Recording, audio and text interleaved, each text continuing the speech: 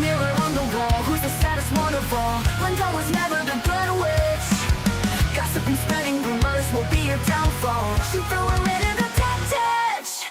Jealousy makes you lose everything, that's the cost. How about you just stay in the land of the lost? Besties with the witch of the west.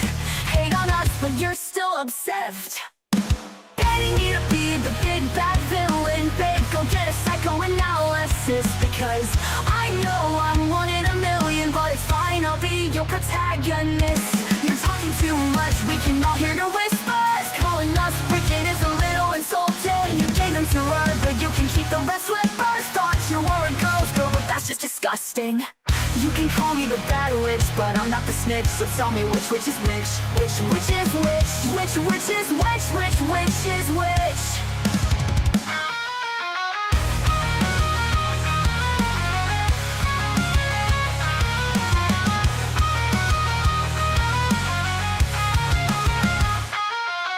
Mirror on the wall, who's the saddest one of all? Glenda was never the good witch. Gossip and spreading rumors will be your downfall. She threw her into the dead ditch. Jealousy makes you lose everything, that's the cost. How about you just stay in the land of the lost? Besties with the witch of the west. Hate on us, but you're still obsessed. Hating me to be the big bad villain, babe, go get a psychoanalysis. Because I know I'm one in a million, but it's fine, I'll be your protagonist. In Germany made a study of neuroses and came to the conclusion that we are not more neurotic. It is only the symptoms that have changed. Now suppose we take this position and analyze it. Have the symptoms of neuroses changed? But as far as quantity is concerned, there are no more neuroses. It is possible. What was the great difference between the old neuroses, previous days, and our very modern ones? The difference was this, that in all the years I've been on television, for example, I've never found a neurotic angel. They're always normal. And my present angel, named after an Old Testament character, Eli, is just about as normal as blueberry pie. But here's the difference between the old neuroses and the new, indicating a change of symptoms. The old neuroses were of the moral order. That is to say, people became neurotic because they became disordered in their relationship either to God, to their neighbor, or to themselves. That, for example, was the problem with the prodigal son. See, he broke this threefold bond. He left the father's house. He became alienated from neighbor because he cleaved to a citizen of the foreign country and became a feeder of swine. And then finally, he was alienated from himself because when he finally did return, it was because he entered into himself. So in these days, men became neurotic because of a sense of guilt. They broke a bond with love. And that's the right understanding of guilt, normal guilt. Hurting someone that you love.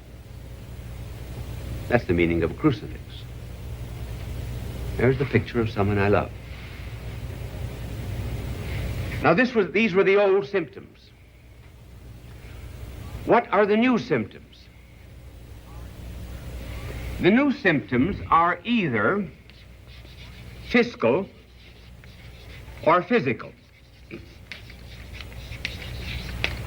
That is to say, people today become neurotic not because they break a relationship with divine love and with neighbor and with themselves. They become neurotic either on account of money or on account of health.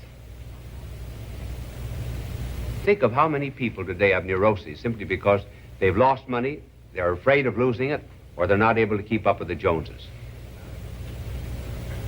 The history of America could be written in terms of money, our recessions, our depressions, and our panics. A recession is where you tighten your belt. A depression is where you have no belt. And a panic is where you have no pants.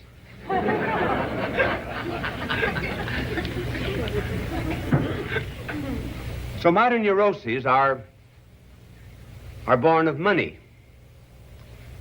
And also fear of losing health. You see, the great dread that anyone has that produces a neurosis all depends upon what they fear losing. Here it was relationship with love.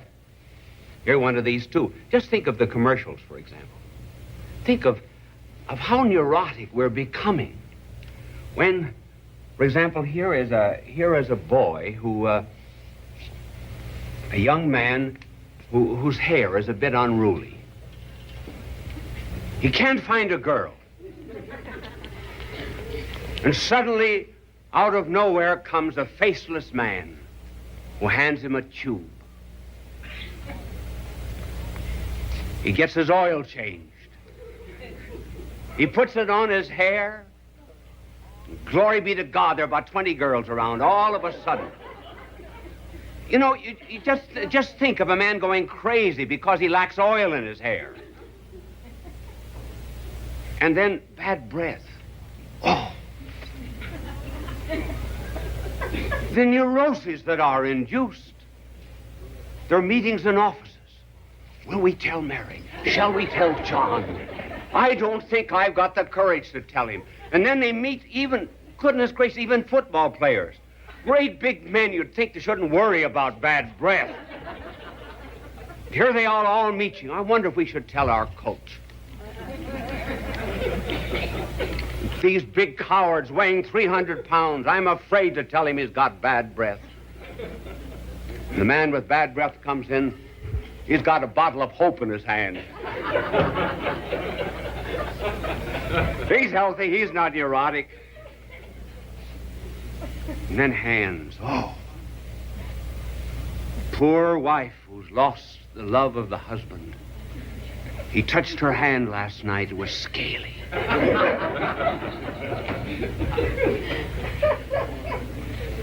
She calls in the neighbors. She's losing her husband's love, scaly hands.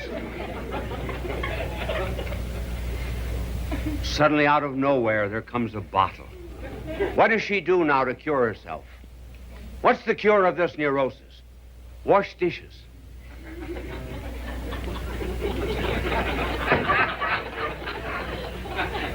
She puts a few drops of this magic fluid in the dishes, and lo and behold, her husband and the wife are reunited. Why do we have to have divorces in the United States when all we could do is get new soap? Well, that's the difference between the old and new neuroses. And so this is the answer to one question. Namely, are we more neurotic? Many say, no, we are not, only the symptoms have changed. Now, that could very well be. But let's take the other position. Then you can decide for yourselves when we've given both arguments.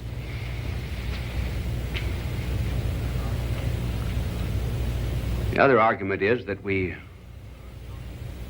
are much more neurotic on account of an entirely different philosophy of life.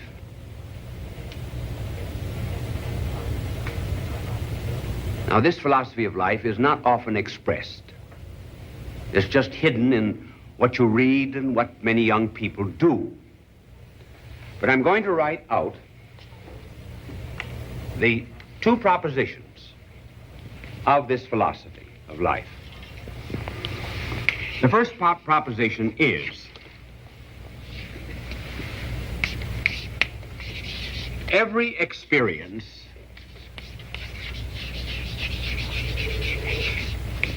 is valid.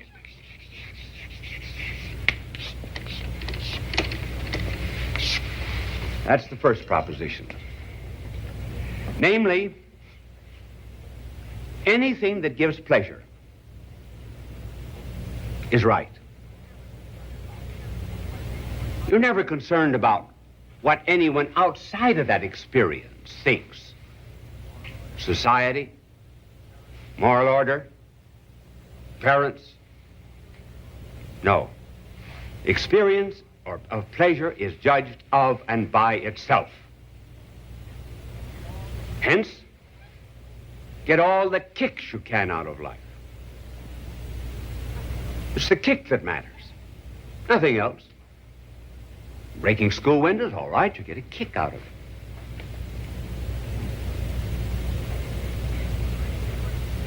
Well, are there any differences between experiences of pleasure?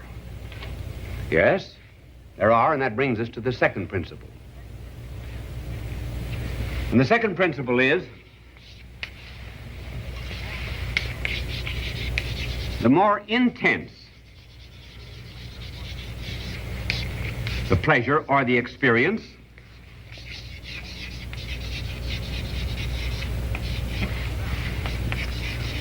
the more it is valid.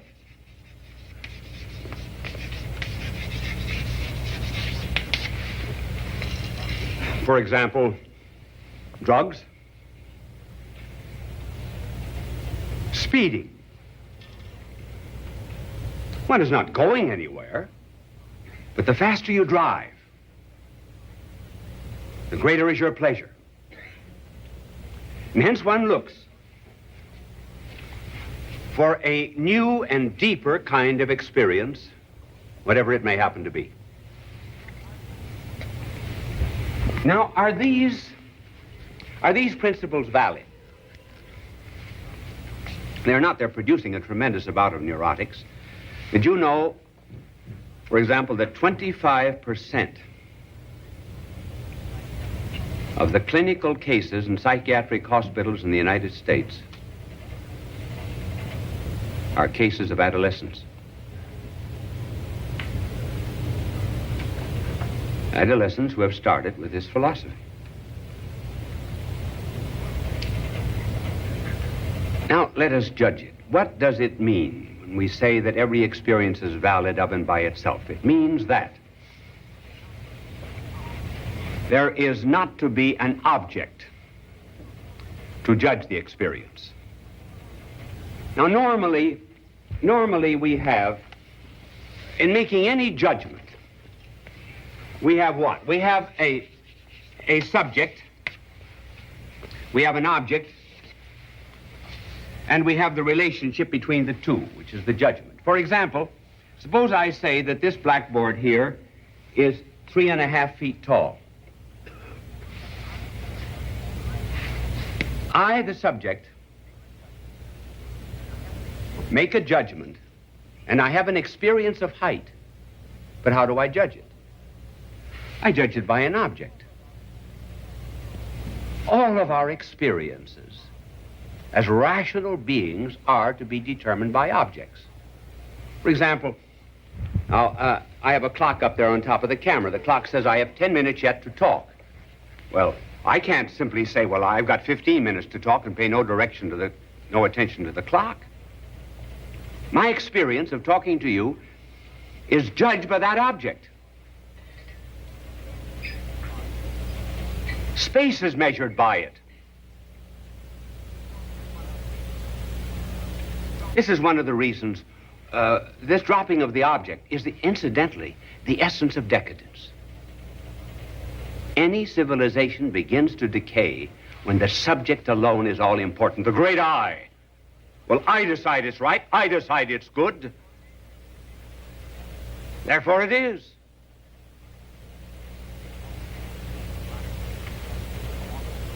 Modern painting is often without an object. You can't tell whether it's a drunken man going up stairs or stairs going up a drunken man. Now, for example, just 3 weeks ago in the White House, they discovered a painting hanging upside down. Imagine in the White House. How did they know it was upside down? by the signature. But listen, that needn't be the telltale, because maybe the artist subjectively said, listen, I feel better painting this on my head. Look at the twisted ironworks that we have on Park Avenue. Some of our entrances to buildings. They tell absolutely nothing. This is a world of subjects. You can get out of it anything that you please. So our civilization decays when we drop standards, goals, objects, purposes, and destinies. And that's what we Americans have to watch. And is it always the intensity of the experience that makes it all the more valid? When, for example, this mother in one of our western states cut up her baby with broken bottles, was she justified in it? It was an intense experience. Was Madame Koch of Germany, who made lampshades out of the skin of the Jews that were thrown into furnaces? Was that right or was it wrong?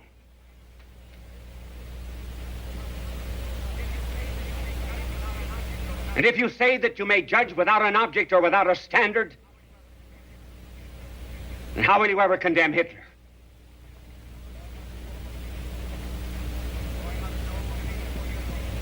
Boy mugs an old woman, 84 years old. You got a kick out of it. Is that the standard? Is that the judgment?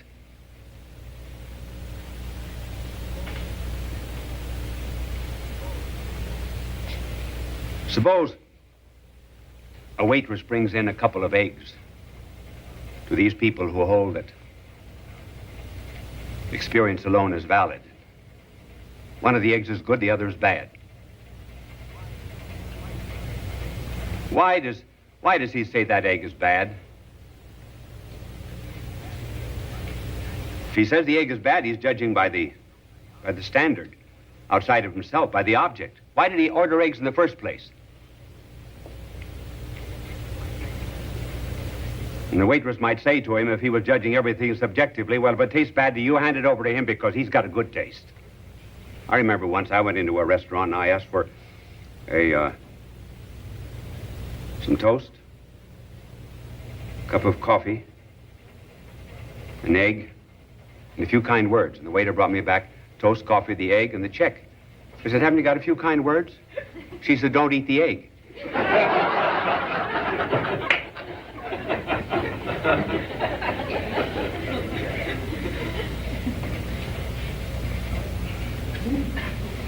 So, there are those, therefore, that would also hold that neuroses are increasing, and I believe that. And I believe it on account of this false philosophy which is taking over our nation. That every experience of every individual is right, without any relation to a goal or a purpose. If you want a real good philosophy along these lines, read Viktor, V-I-K-T-O-R, Viktor Frankl, F-R-A-N-K-L, a Jewish psychiatrist of the University of Vienna, who has given us psychology called logotherapy, L-O-G-O, T-H-E-R-A-P-Y. Anything of his is worth reading. A man who went through concentration camps, suffered under the Nazis, suffered under the communists. And he came out of it all saying that he survived simply because he realized that life had a meaning. He told me not very long ago, when I had dinner with him,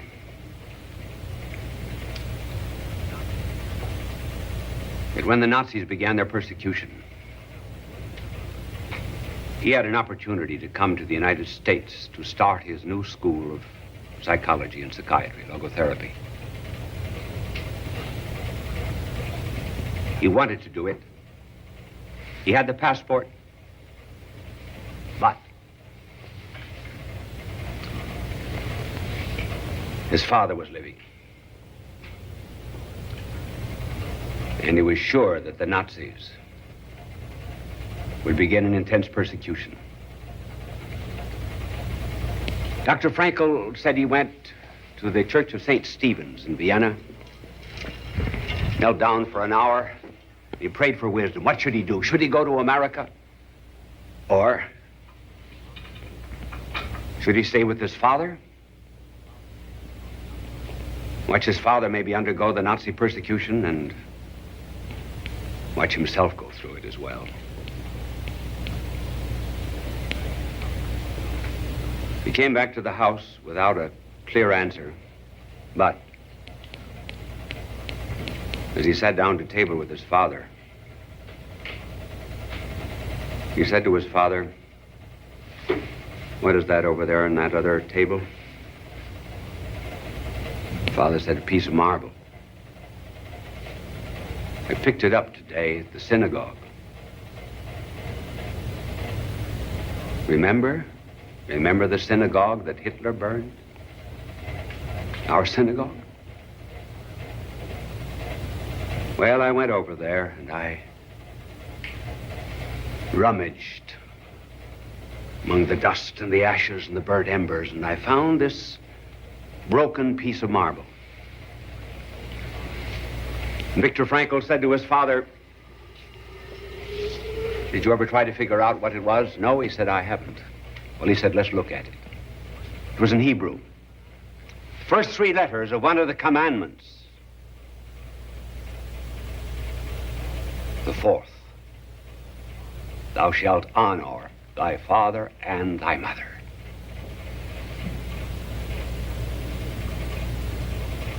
That was the answer Viktor Frankl wanted, and that night he had a dream. And in that dream he saw tens of thousands of his fellow Jews going into laboratories and into furnaces to be burned, and he willed to stay. And he came out normal, and he said everybody else that was in prison with him that had an object. Very base of the Pyrenees. You've heard about it. It was in a movie, The Song of Bernadette. The city of Lourdes. In that particular city in the year 1858, which was very important because 6 months in either direction of that year, our modern world to some extent was born. Darwin wrote his Origin of Species. Mill wrote his Essay on Liberty. Karl Marx, the founder of communism, wrote the introduction to the Critique of Political Economy. And then another world broke onto this.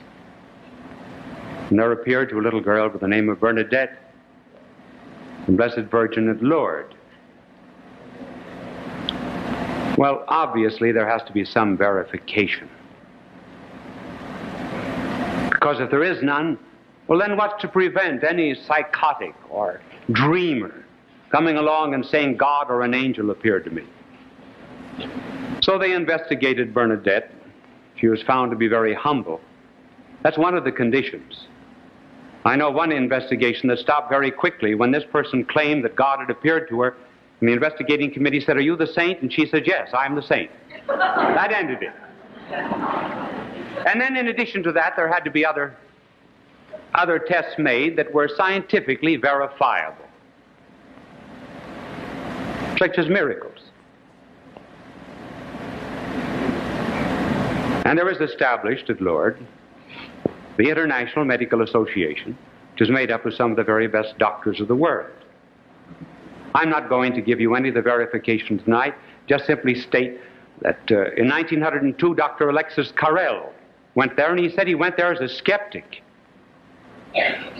And after studying the miracles, he was absolutely convinced that they took place. And then with this further remark, we'll go into the stories about being broke. You see, if Christ is not the Son of God,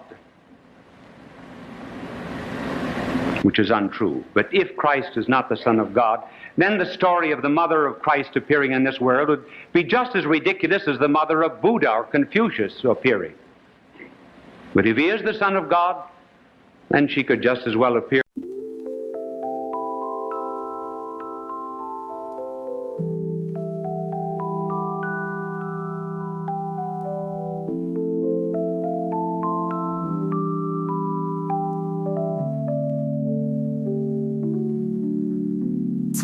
so story. I see the twinkle in your eyes. I'm trying to say sorry, but I don't know how to apologize. I try to reminisce on all the good times that we shared, but then I start to miss when you actually cared, when you cared about me.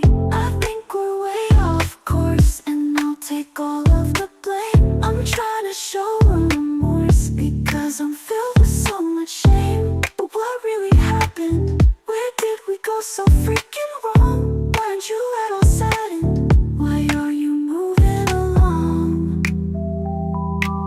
Moving along without me. Without me. Without me. You seem to be doing just fine without me.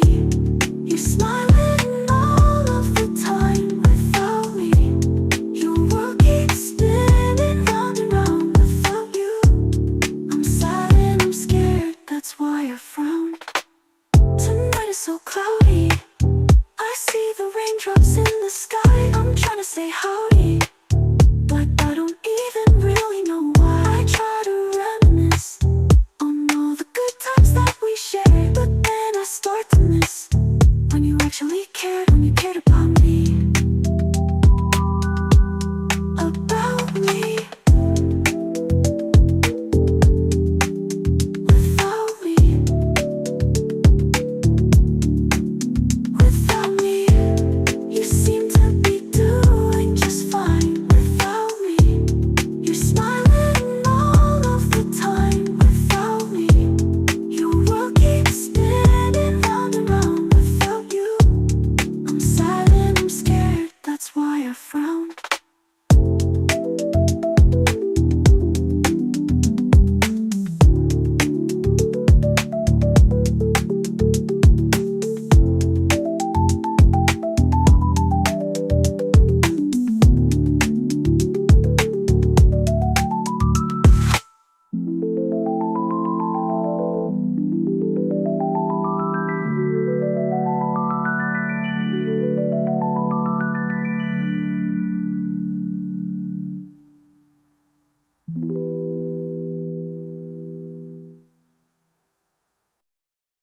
To intercede for a miracle, to intercede for us just as she did at Cana.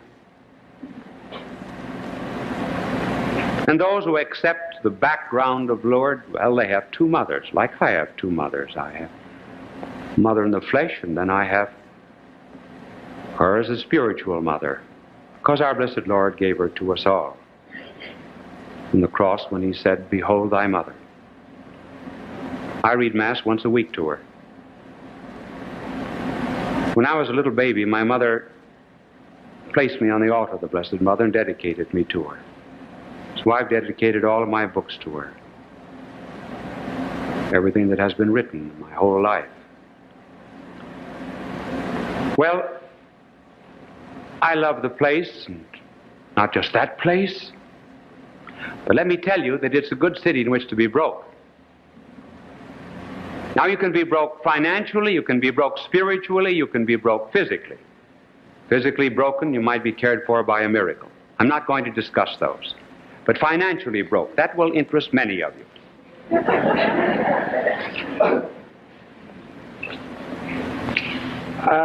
I have already told you that I was in school until I was 29.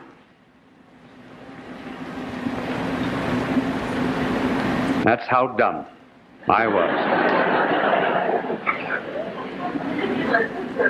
And I was doing university work at the University of Louvain in Belgium, and I wished to celebrate the 5th anniversary of my ordination as a priest, and I thought the best way to celebrate it was to go to Lourdes, which is about 16 or 18 hours away from Louvain in Belgium, all the way down almost to the border of Spain. Well, I had just enough money to go to Lourdes, but not enough to live on once I arrived. I asked my brother, who was studying medicine at the University of Louvain, if he had any money. And he was a typical university student, too. So I said, well, if I have faith enough to go down to Lourdes to celebrate the 5th anniversary of my ordination, it's up to the Blessed Mother to get me out. So I arrived in Lourdes broke. I then decided that if she was going to pay my hotel bill, she could just as well pay a big one as a little one.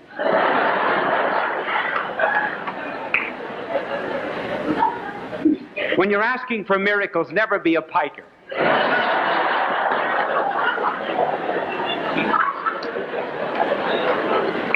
Well,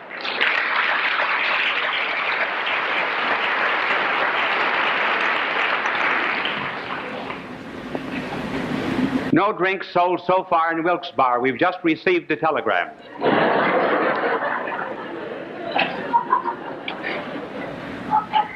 He was a lone drinker. They took in only a dime. Do you notice that? Well, the first-class hotel in Lourdes would be 4th class here in New York City. But at any rate, it was first class there. So I decided to make a novena of prayer, that is to say 9 days. The 5th day I received my bill. It was positively staggering. I had visions of French jails and gendarmes and American consuls, but I stuck it out for 4 more days. So the 9th morning came, and I was very hopeful. I went down to the grotto, nothing happened.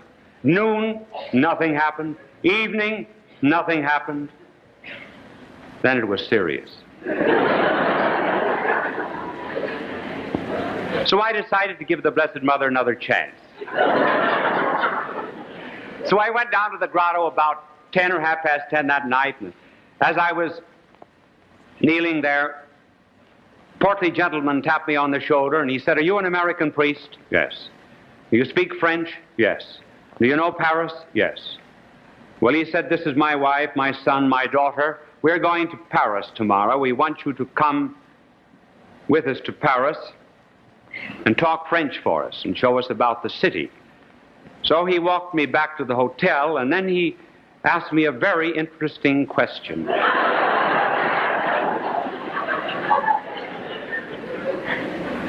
He said, "Have you paid your hotel bill later?"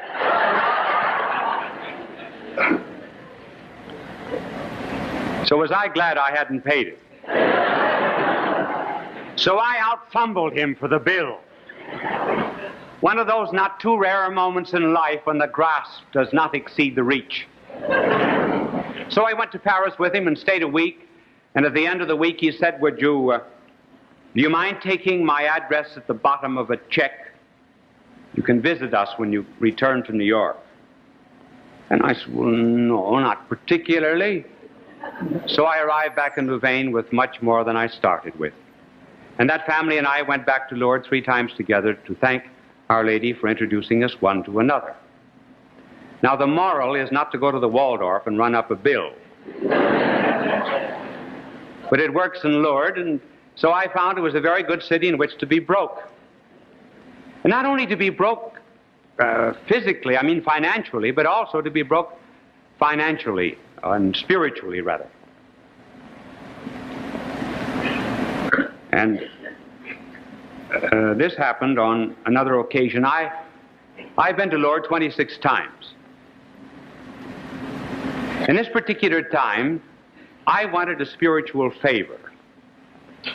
Would not have profited me in the least.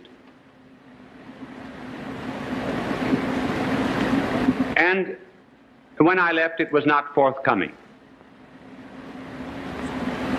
So I was making my Thanksgiving after Mass. It was my last day. And I was talking to the Blessed Mother, and this is what I was saying to her. I said, now listen, I have come over 3,000 miles here to visit you, and I asked for a spiritual favor. Didn't mean anything to me, and you refused to grant it. Now you can keep it. I don't want it. I said, if you ask me for something, I do give you anything you wanted. Why don't you give something to me? I'm mad at you. Now I said, it's all right for me to be mad at you, but I don't want you to be mad at me. So I'm going to give you a chance to prove that you're not mad at me. So I said, I'm going down to the grotto, take a drink of the water, and then I'm going to leave the grounds. And before I leave the grounds, I want you to send me a little girl, age 12, dressed in white, who will hand me a white rose. And I shall take that as a sign that you're at least not mad at me. I knew she had 1,000 reasons to be mad at me, but I didn't want her to be. So I was about 75 feet from the gate. I didn't see anybody there. And I said, well, you better hurry. You haven't much time.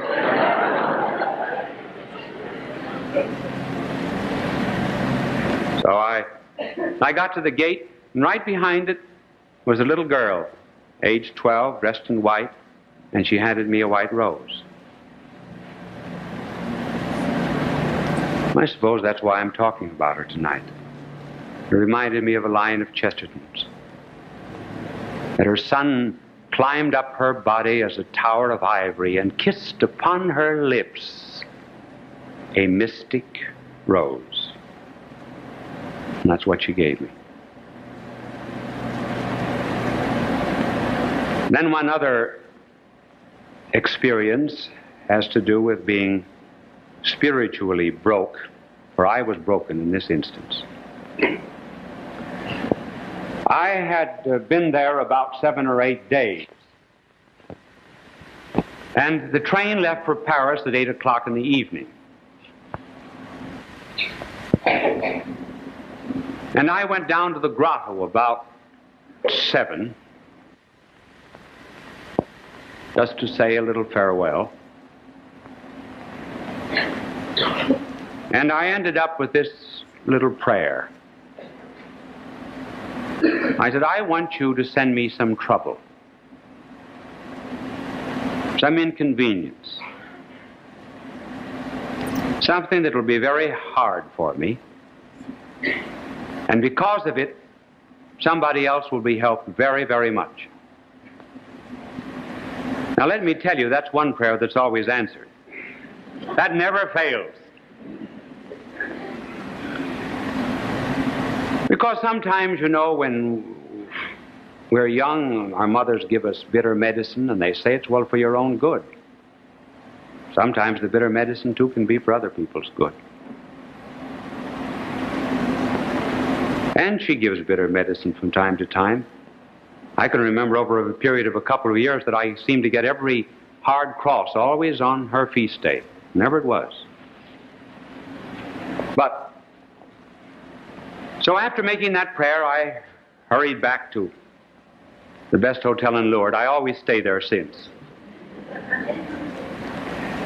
And I ran up, as is my wont. I ran up the stairs 2 flights at a time. First flight, I got the impression somebody was following me. Second flight, somebody following me. Third flight, ran down the corridor, somebody was after me. Turned around, there was a young woman there from Holland. I said, are you following me? She said, yes. I said, why? She said, I don't know. She said, I saw you in procession this afternoon, and I just decided that I wanted to talk to you. I said, anything I can do for you? She said, no, I'm an atheist. I said, oh, no, you're not an atheist. You wouldn't be here if you were an atheist. I said, you probably lost the faith, and she said, yes. I said, you're my trouble. So I canceled my trip back to Paris. And I stayed on for 3 days until finally she was at peace with herself and the good Lord. And up to this time, I had no difficulty. Then I started back to Paris. 50 miles, and it was 8 or 9 hours to Paris. 50 miles, the conductor put me off. He said, your ticket is no good. It's 3 days old. Waited for another train, bought another ticket. Got on a train, no water to drink, no food. It took me 2 days to get 2 days and 2 nights to get to Paris, during which time I had neither food nor drink. I had plenty of trouble. But it helped someone. And then this very interesting story. At the close of the last century, There was married in Paris a good, ordinarily good girl with the name of Elizabeth Arrighi to a French doctor who was in the government service, Felix Lesueur.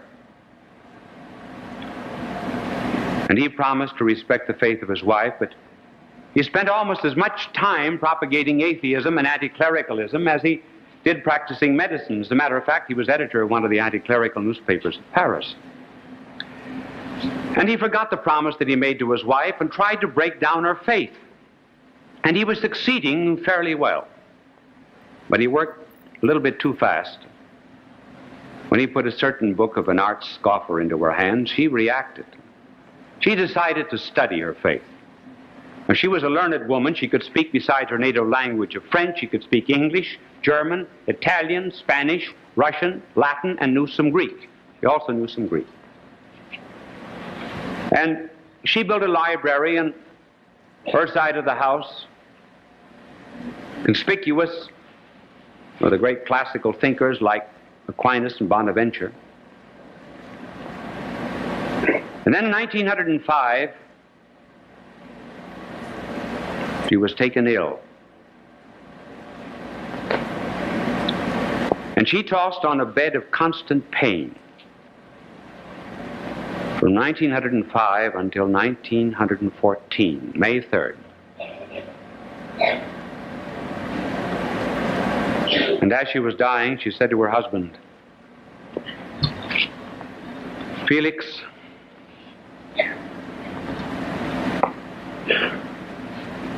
when I am dead, you will become a Dominican priest."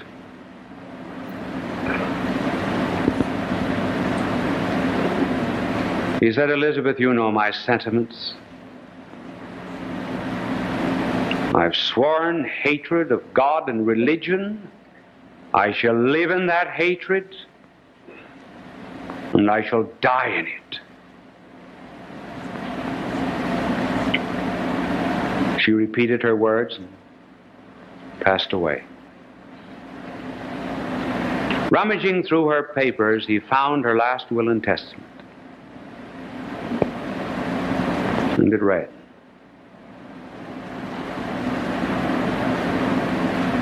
"I will to you the most precious thing that any wife can will a husband.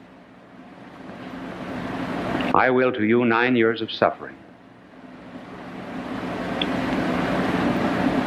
In 1905, I asked Almighty God to send me sufficient pains and sufferings to purchase your soul.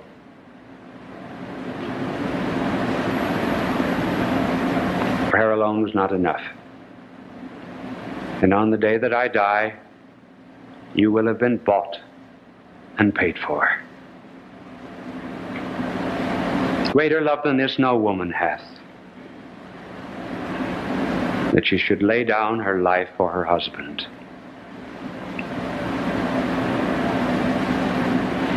He dismissed it as the fancies of a pious woman, but inasmuch as he was very devoted to her, and to forget his sorrows, he took an automobile trip in the southern part of France with an atheistic friend of his. And they made the same trip that he and his wife had made during their honeymoon. Just for sentimental reasons, he stopped in front of a little church into which he had gone to visit during the honeymoon. And he almost seemed to hear his wife speaking to him, saying, "Go to Lourdes." But he had been to Lourdes, he had written about it, he had proven that Lourdes was a fraud and a superstition. So he dismissed the thought. And then in August 1914 came the World War. Dr. Lesueur was charged by the French government to take important documents to Bordeaux. And seated on the box of documents in the long corridor of the French train, for the second time the message, seemingly from his wife, "Go to Lourdes, go to Lourdes." He compromised and went to Paris-le-Monial. Third time the message, and he went to Lourdes. Rank unbeliever. Standing before the statue of Our Lady, suddenly he received the gift of faith. So total and complete was it that he had not to go through any process of juxtaposition and say, "Well, now that I believe, how will I answer this difficulty, or how will I answer that difficulty?" He saw all of error in its stupidity. naked stupidity. Well, the conversion of Dr. Lesueur was about as exciting as the news of the bombardment of Rheims. He went to Rome in company with Father Jambier, the orator of Notre Dame, an audience with Benedict XV. Dr. Lesueur said to His Holiness, "I intend to become a Dominican priest." Holy Father said, "I forbid you. You must remain in the world and repair the harm which you have done."